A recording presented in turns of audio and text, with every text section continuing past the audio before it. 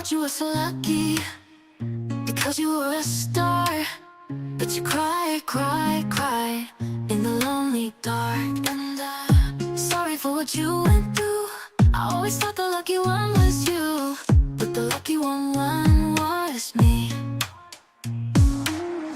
I wanted to be you so bad. Your life looked like so much fun. The fashion lights and fancy things made it seem like you had won. But little did I know, you were crying all the time. You were hurting inside when everyone thought you were fine. I thought you were so lucky because you were a star, but you cried, cried, cried in the lonely dark. And I'm sorry for what you went through. I always thought the lucky one was you, but the lucky one was me. I know you made some mistakes, but we're all only human. You were judged for everything. They put the blame on you when you were pushed over the edge. It ain't right what they allege. I thought you were so lucky, but the lucky one was me. I thought you were so lucky because you were a star, but you cried, cried, cried in the lonely dark. And I'm sorry for what you went through. I always thought the lucky one was you, but the lucky one was me. Out the door, his 4-year-old daughter said, "Where are you going, Daddy?" He said, "I'm going to visit Bishop Sheen." She said, "He isn't on television now, is he?" "No," he said, "not during the summer." She says, "That's funny, Mickey Mouse is." I know one person who will be very, very happy to see me back on television, and that is a woman in Brooklyn. Because one day I was in a procession in Brooklyn. She was one of thousands on the sidewalk, and as I passed by, she says, "Glory be to God, you certainly look much better on television."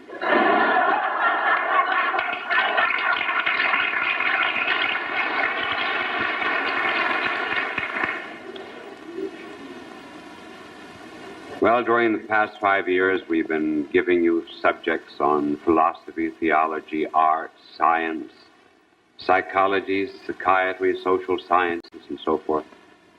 We gathered them all into 4 volumes. Each year, we published a volume containing the various telecasts. And the last volume, that is to say, of last year's, is just now out. This is the 4th series. And my angel has finished reading all 4 because he got a pre-publication copy of last year, so he now has a B.S. degree, Bachelor of Sheen. He asked me to change the format this year, so this year we thought maybe you would be much more interested in hearing narratives and biographies. There are so many fictional and imaginative tales in the world. We thought that possibly you would like to hear some real stories of people who really and truly lived. And each week we will give you a different story. And tonight's the story of a playboy who heard the call of the desert. He was a great lover. Love is like a bird.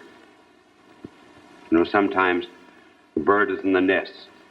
When the bird is in the nest, his wings are confined and limited by that nest. And then at other times, the bird in the wing has the infinite horizons for his view. And sometimes the heart just rests in the nest of another creature, and at other times it's dissatisfied. And it seeks some great infinite love. And that's the story of the great lover of tonight, whose name perhaps you would like to know, first of all. He was a nobleman. He was born in the year 1858. His name, Charles de Foucault. 1858 was a very interesting year in the world. That was the year, just about that time, that Darwin published his Origin of Species. Marx, his Introduction to the Critique of Political Economy. Essay on Liberty was published by Mill. Apparition of Lourdes that time, too.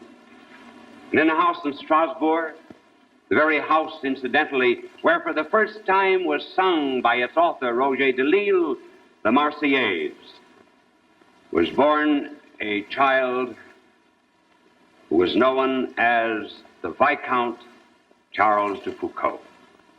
Traced his family back to the Crusades. His family fought with King St. Louis. He was a kind of a stubborn-looking little child, as is evident from some of his pictures.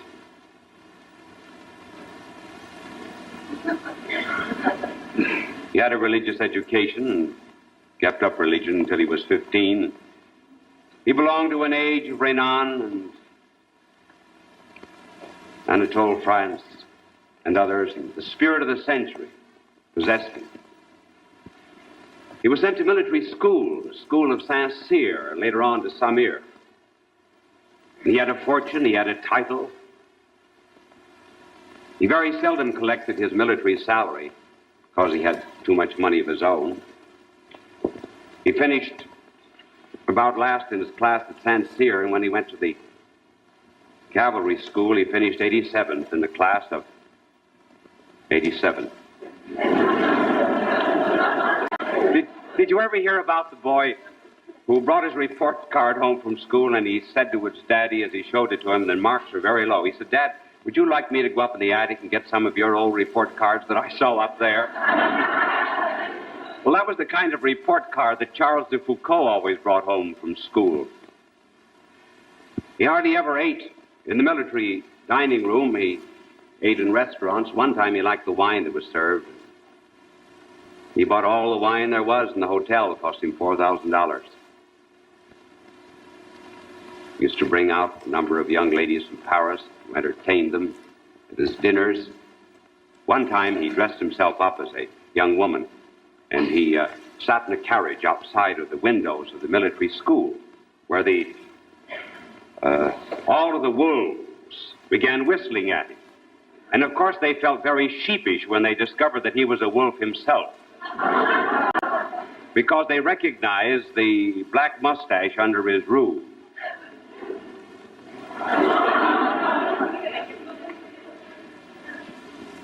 And then after he finished his military training, he was assigned briefly in France.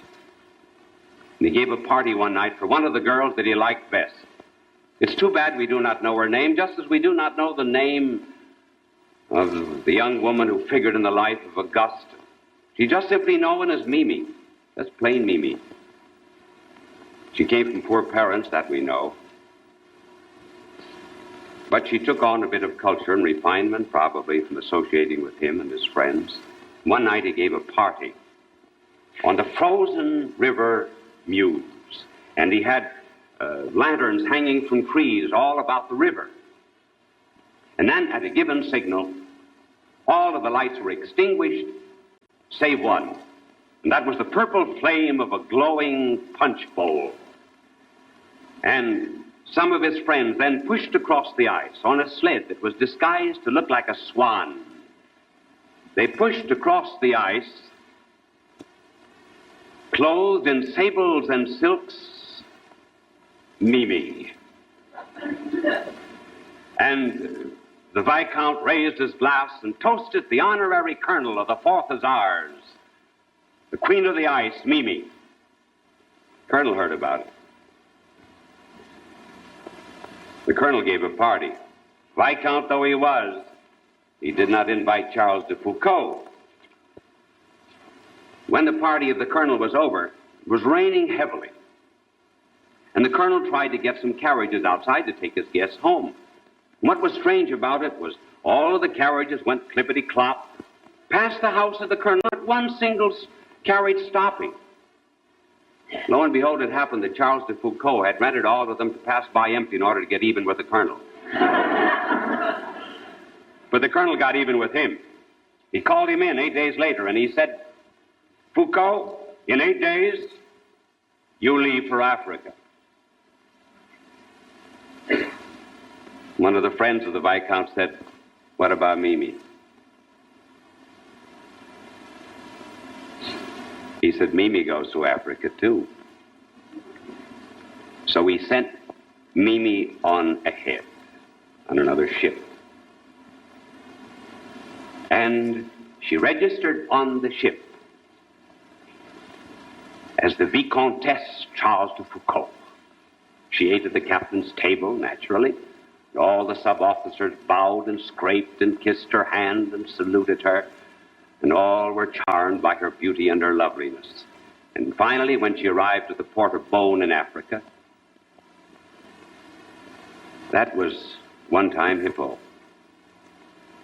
And 1,500 years before, there was another man there in Hippo that had a life something like this one. He was dissatisfied with his nest, too. That was Augustine. But at any rate, she arrived at Beaune, and she was met there by military officers, by the mayor of the city, and by other officials who saluted her as the Viscountess, took her to a hotel where a banquet was served, and then some time later came on the ship with the other officers and the wives of the other officers, and lo and behold, it was discovered through the wives of the other officers that she was not at all the Viscountess de Foucault, that she was just plain Mimi. And women have a habit, you know, of gathering up their skirts and just leaving someone behind. But Mimi and Charles laughed. He didn't mind, neither did she. And then he was sent into the desert maneuvers. That did something to him. I was in the Sahara once. It's a curious place. You look up, the stars seem so close that you almost feel that you could reach up and just pluck them right out of the sky. You become tremendously impressed with the nothingness of man, with the sovereignty of God, in the face of this great, vast waste. And he was affected by it. He loved the Berbers. He began to love Arabic. And he came back from his maneuvers, and the colonel called him in. And he said, Foucault, you have a woman here with you, is not your wife. I'm going to report you tomorrow to Paris. Foucault said, why wait until tomorrow? Report today. I resign. So he and Mimi left, went back to France, Paris, then they went to Evian. And when they went to Evian, Charles felt the call of the desert. And he began studying Arabic intensely, and Hebrew, and also the language of the Berbers. Well, Mimi didn't like to see Charles all the time with his nose stuck in a book. She got a bit tired of him. He got tired of her. So he paid her off just at the time that she found another patron, and poor Mimi disappears. We never hear of her again. It's too bad. It's been an interesting telecast for 15 minutes. But that's...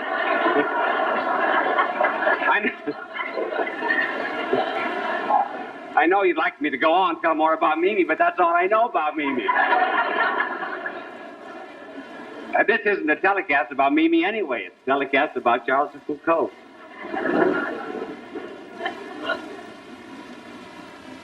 Well, his life changes. Do you know what changed his life? It wasn't Mimi. It was an Irishman. The Irish are apt to turn up anywhere. And this one was Oscar McCarthy. His first name was really Oscar. Oscar McCarthy's father came over from Ireland to fight with Napoleon. As a matter of fact, his father commanded one of the regiments at the Battle of Waterloo. And then the son of this original McCarthy wandered down to the most beautiful library in the world, in Algiers. And there, for $60 a year, he became an expert on geography. And when Charles felt the call to the desert, he came back again to Algiers, and he went in to see Oscar McCarthy. And Charles said, I would like to go into the inside of Africa, among the Berbers, and into Morocco. How can I do it? McCarthy said only 6 men of Western civilization have been in there in my lifetime. It's very dangerous. You couldn't possibly go in as an Arab, because you do not speak Arabic well enough. They would find a trace of a false accent. McCarthy said, I suggest that you go in as a Jewish rabbi. And he said, I have a rabbi friend here who knows this country well. And you travel, 2 of you as rabbis. So Foucault and Rabbi Mordecai got together. Foucault made an arrangement with him that he would give him a sum of money before they started, pay all of his expenses, give him a handsome sum when he finished, and also pay his wife a pension while he was away. Foucault studies the liturgy, the ceremony of the synagogue, speaks Hebrew now almost perfectly. He was a good student when he wanted to be a good student. And they set out on a perilous journey. They lived in the utmost poverty. And what struck Foucault was the fact here were these Muslims, the Arabs, had no human respect.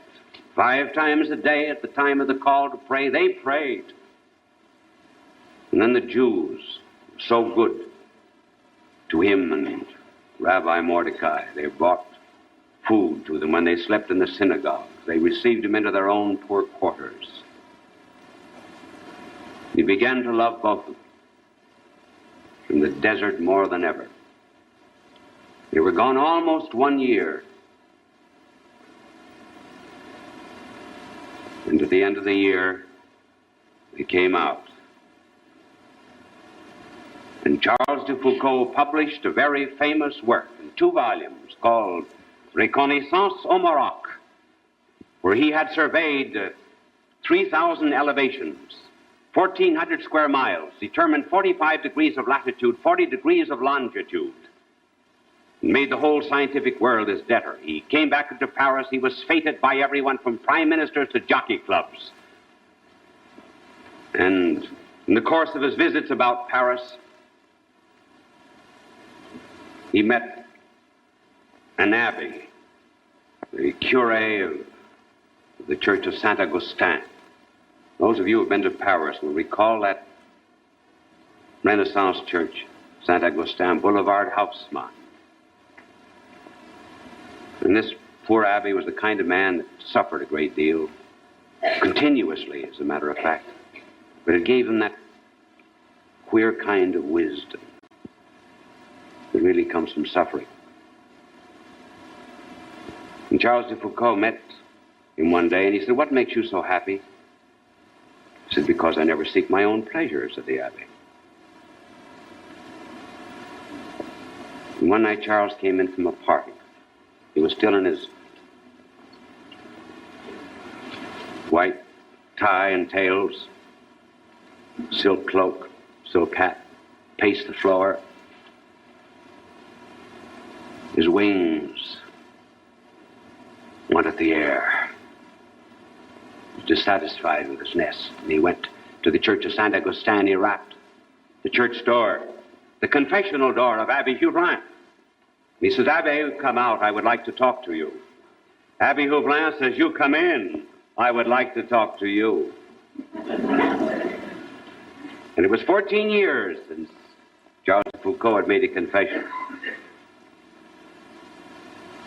He had the faith. It was covered up with the cinders, the clinkers that come with all kinds of false pleasures. By that act of humility, all the clinkers disappeared.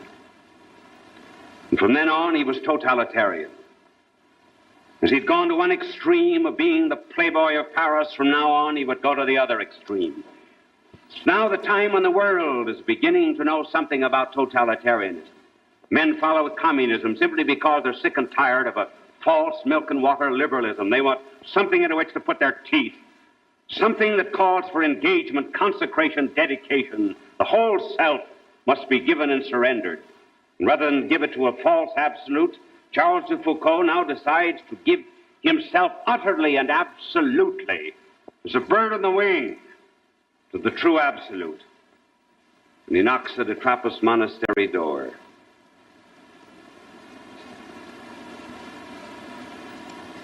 The prior says, "What can you do?" "Not very much." "Read?" "A little." Swept floors for 2 years. But the desert called him, and he asked to be transferred to another Trappist monastery in Akbez, Syria, so he would be closer to the desert. He went there, and in those days, still, you know, the Trappists never eat meat, fish, or eggs. And in those days, they never cooked the vegetables that they had in butter.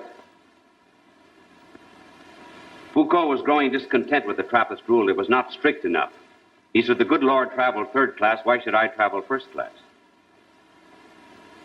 But the church thought the Trappists were too strict. And at that particular time, the church told the Trappists to cook their food in butter. Well, when Foucault heard that, that was too much. He said, "Here we are on the downgrade. What's going to happen to us? Where are we going to end? Today butter, tomorrow what?"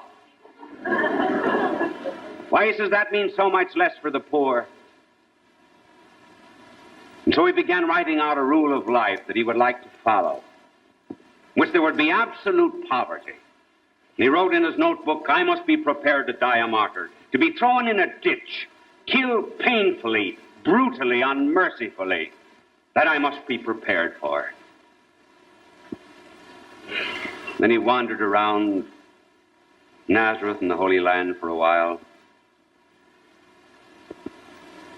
And finally, he went into the desert.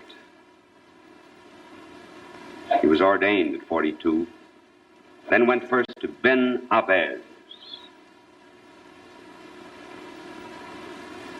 You'll see it sometime if you look at a map. That's a cue for the cameraman, incidentally. Where's my little map?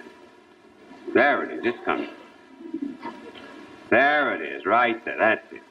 There it is. Well, he went first, you see, down to Ben Abez, and then all the way down. That was a quick journey. All the way down to Tamaracet. And here he lived in a little mud hut that he built, had only one room. His robe was white, had a cross on the side of it, a red cross.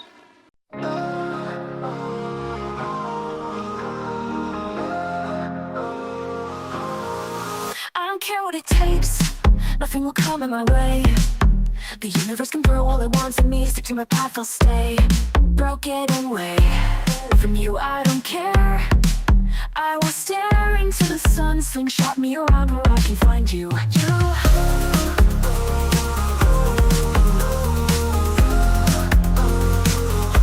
Will be a record breaker. Space itself is no limit for me. I will be your survivor. Just hold on, please wait for me. I will be a record breaker. Space itself is no limit for me. I will be your survivor. Just hold on, please wait for me. With the cosmos in my way, I don't care what they say. Supernovae and black holes, get out of my way. At the speed of light, I'm searching for you. In the moments to come, I'll break the boundaries for you. For you. I don't care what it takes, nothing will come in my way. The universe can throw all it wants at me, stick to my path, I'll stay. Broken away from you, I don't care. I will stare into the sun, slingshot me around where I can find you. You. be a record breaker. Space itself is no limit for me. I'll be your survivor. Just hold on, please wait for me.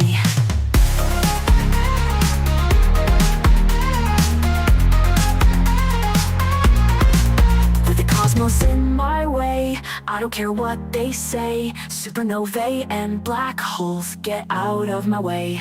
At the speed of light, I am searching for you. In the moments to come, I'll break the boundaries for you. For you, I will be your record breaker. Space itself is no limit for me. I will be your survivor. Just hold on, please wait for me. I will be your record breaker. Space itself is no limit for me. I will be your survivor. Just hold on, please wait for me. With the cosmos in my way, I don't care what they say. Supernovae and black holes, get out of my way. At the speed of light, I'm searching for you. In the moments to come, I'll break the boundaries for you. For you, I'll be a record breaker. Space itself is no limit for me. I'll be your survivor.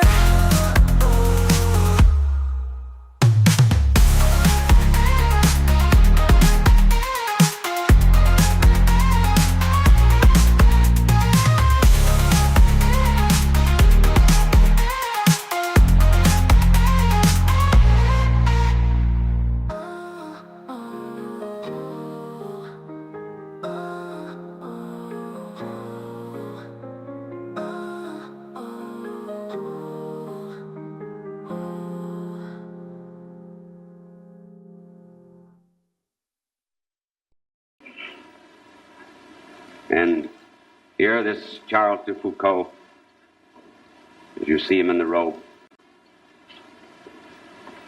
he used to take care of the poor, the sick, the lame, the blind. This was now the playboy, the hermit in the desert. He gave needles to the women, seeds to the men, gave clothing.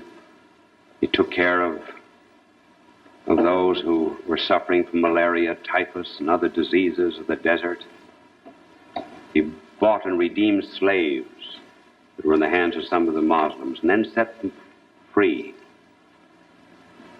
And at night, 1 hour, 2 hours of sleep, all the rest dedicated to prayer.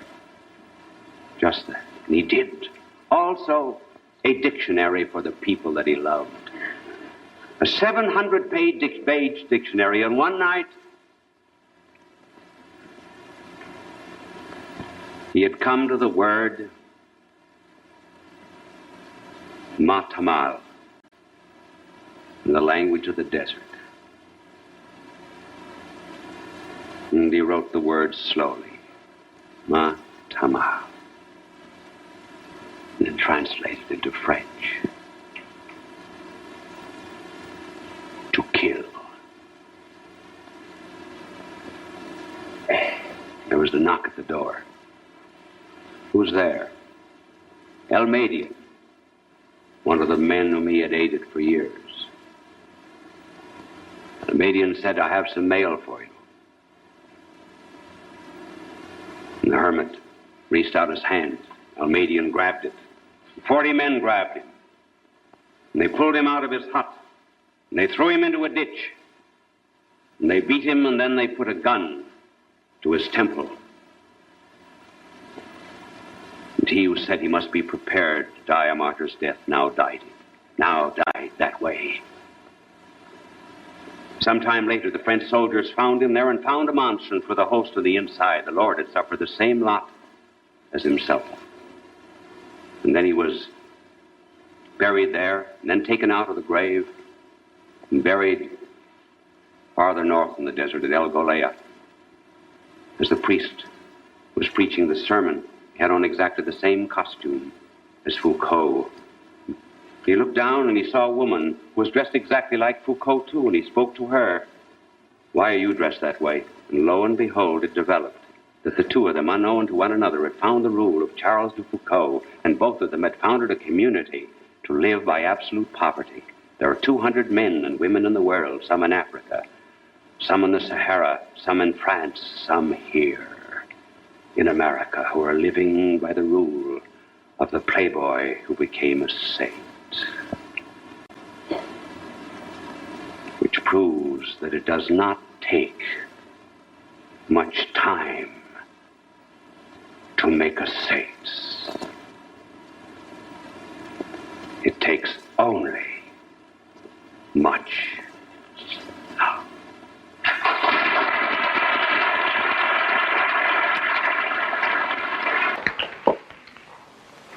Friends, next week will be the last telecast of the series. I was reminded of that just the other day. I tried to get into a telephone booth. As I was waiting, a young woman opened the door, and she said, I won't be long, I just want to hang up on him. So we're hanging up next week. And I asked the angel what he wanted to do during the hot summer months. And he said he wanted to be a rear admiral. So I'm going to let him stand in the back of an Admiral refrigerator during the summer.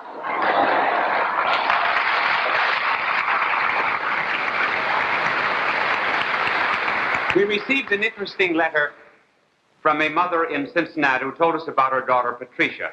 And she was downtown, the 6-year-old daughter. And she said, "Oh, Mother, today is Bishop Sheen's birthday." Well, how do you know it's Bishop Sheen's birthday? Well, she said, "Look at all the flags with the crosses on them.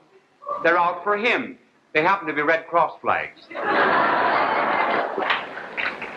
Well, Patricia, I have a birthday in May, but I want to tell you that the difference between a man and a woman having a birthday is that the man always takes the day off on his birthday. A woman takes a year off.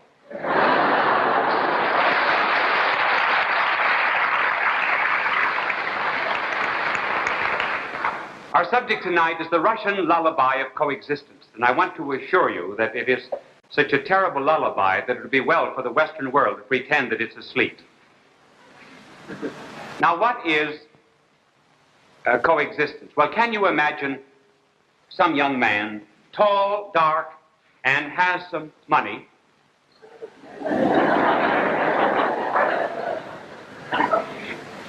and he's courting this young lady, he has a ring in his hand, he's just about to propose, and he proposes to her in these words: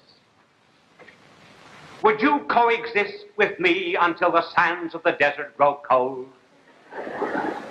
Now, certainly she would know there was not very much love there.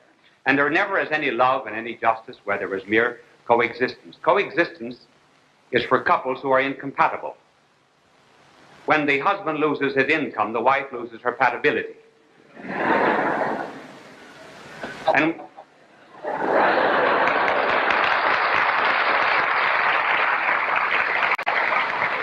that was kind of slow, Fred. And just imagine somebody came to you seeking lodgings. And he had a number of letters of recommendation that he was a man of peace and believed in coexistence.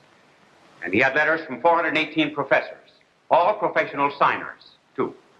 And letters from a few ex-officials of the State Department and 2 or 3 scientists, all recommending him. And then you make an investigation to find out if he's really a man of peace. And you make inquiries where he lived before. And you go down a 1 block and you find out that there are a number of houses. These are houses. Aren't you glad I told you? And as you make an investigation, you find out that here he violated the daughter of the house, here he stole the wife, here he kidnapped the baby, and here he stole the jewels. And in each and every instance, he said that he was liberating the daughter, the wife, the baby, and the jewels. Well, you would question whether or not he was a man of peace. Now then, suppose Soviet Russia comes to us, pleads for coexistence. Well, we must not listen to the talk or letters of recommendation. We must find out how Russia lived in the past. Now, here are just some promises of coexistence, which we will look at very quickly. There are many others, but we have to pass them over. In 1926, there was a Lithuanian non-aggression pact with the Soviets. They promised peaceful coexistence. In 1940, the Soviets annexed Lithuania, called it liberation. In 1932, coexistence, non-aggression pact with Latvia. 1940, annexed Latvia. 1932, Polish non-aggression pact of coexistence. 1939, seized Poland. 1939, peaceful coexistence with Estonia. 1939, seized it. 1933, Litvinov Agreement. Litvinov promised President Roosevelt that the Soviets would not start any communist parties in the United States. 1934, they began infiltrating into the government. So that we should ask ourselves if they are really sincere. Are we as naive as the woman who thinks she looks as beautiful as other women say she looks? Have we forgotten that as people lose faith, they begin to put their trust in staffs that pierce their hand? Remember the old fable of the wolf and the lamb. The wolf promised coexistence with the lamb and said, I will be good to you. And coexistence ended in uni-existence as the wolf swallowed the lamb. And that's the meaning of communist coexistence, uni-existence, existence only for the Soviets. I know the answer of those who say that, well, all this is past, and we must remake a new world. All this is water under the bridge. Let's not cry over spilt milk. Very well. Let's not cry over spilt milk, but let's find out who's breaking the jugs. And certainly throughout the world, the Soviets are doing that. Now that brings up the question, why do they want coexistence? And why do some in America want it? First of all, why do they want it? Here is a very interesting statement of Stalin. It was made in 1927. We cannot forget the saying of Lenin to the effect that a great deal depends on whether we succeed in delaying the war with the capitalistic countries, which is inevitable. It may be delayed either, one, until the proletariat revolution ripens in Europe, two, until colonial revolutions come fully to a head, three, until the capitalistic countries fight among themselves over the division of the colonies. Therefore, the maintenance of peaceful relations with capitalistic countries is an obligatory task for us. The basis of our relations with capitalistic countries consists in admitting the coexistence of two opposed systems. In other words, coexistence until they can take over the world. Now let us see why coexistence is wanted. Not because we believe in peace rooted in justice. The foundation of the desire for coexistence is fear.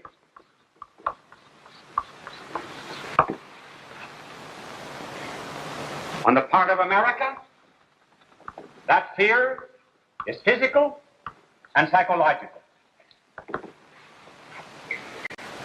On the part of the Soviets, that fear is physical alone, not psychological. Now let us analyze that.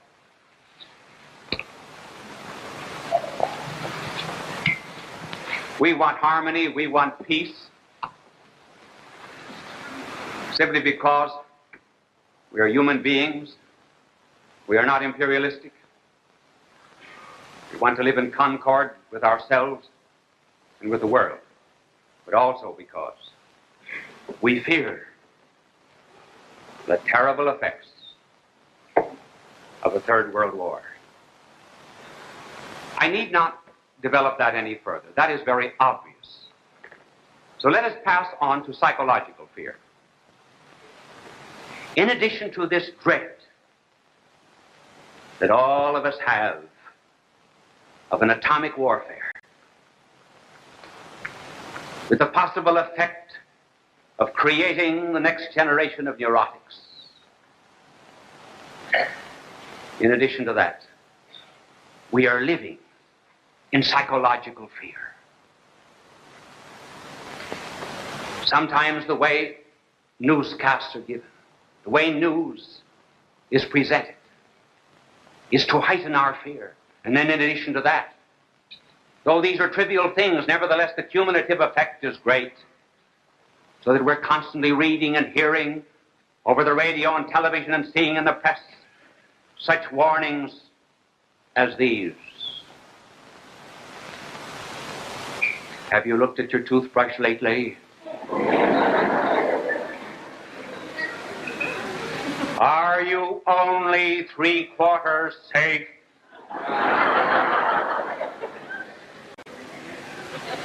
Do you not realize that you may be socially ostracized? That there's a terrible penalty in America of social non-acceptance? How would you dare go out to a party with dishpan hams? Shame, oh shame on you American women. Be fearful of this. And then in addition to that, young husbands, as you go to work, you're fearful of your job, fearful of security. You know not what your boss will say to you. Look at your shirt, that tattletale gray. Fear ye not the economic consequences of this. Are you sneezing when you use soap? Are you sure that you have washed all the germs off your body? Be sure to use something that has in it the occipito frontalis of the convalescent convolution to the metaphorical of the viarum pelviarum. Then you're safe.